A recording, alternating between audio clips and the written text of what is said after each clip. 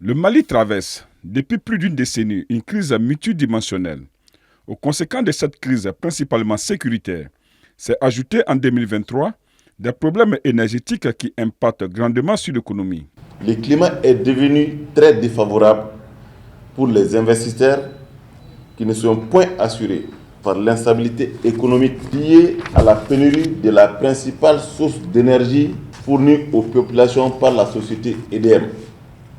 Cela, depuis des mois, entraîne une véritable casse des sociétés et entreprises d'État, mais aussi des sociétés et entreprises privées, mais enfin même au secteur informel.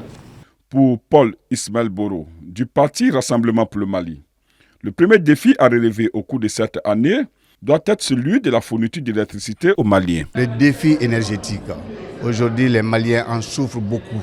Les Maliens en souffrent beaucoup. Certes, nous devrons tous être au moins au rendez-vous autour du président, autour du gouvernement pour pouvoir relever ces défis. Et je pense que ces trois défis relevés aujourd'hui peuvent être un salut pour les Maliens.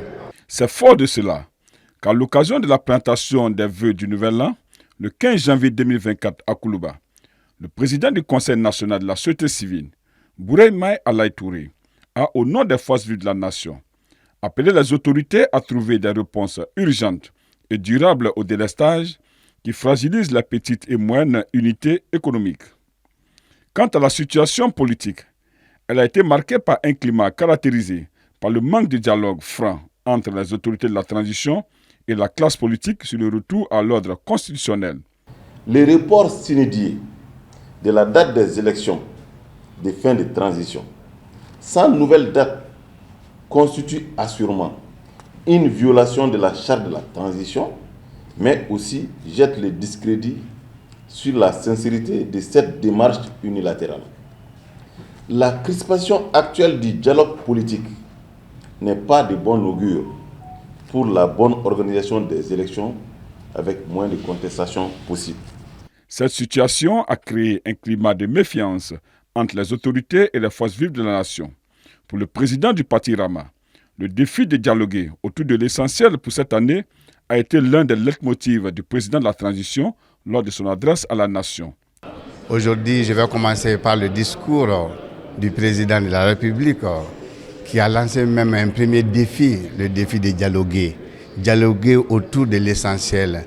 Dialoguer aujourd'hui sur beaucoup d'éléments, surtout l'accord d'Alger.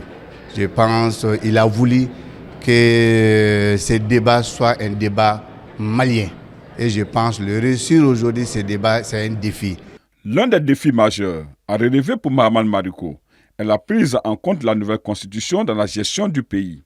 Donc ce qui incombe aujourd'hui aux autorités, le fait d'avoir mis en place une nouvelle constitution, on ne peut pas mettre de côté cette constitution-là.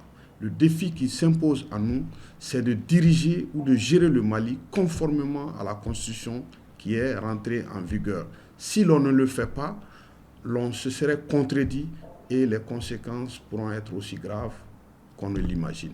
Paul Ismaël Boro, de son côté, pense qu'il faudra relever aussi le défi de la mutualisation de la vision de l'Alliance des États du Sahel afin de venir à bout des terroristes. Je pense aujourd'hui quand le Niger, le Burkina et le Mali se retrouvent dans l'AES, et pour encore donner un point de l'autre côté, c'est un défi à réussir. Et je pense aujourd'hui, les Maliens doivent être autour de ces présidents pour pouvoir quand même relever ces défis.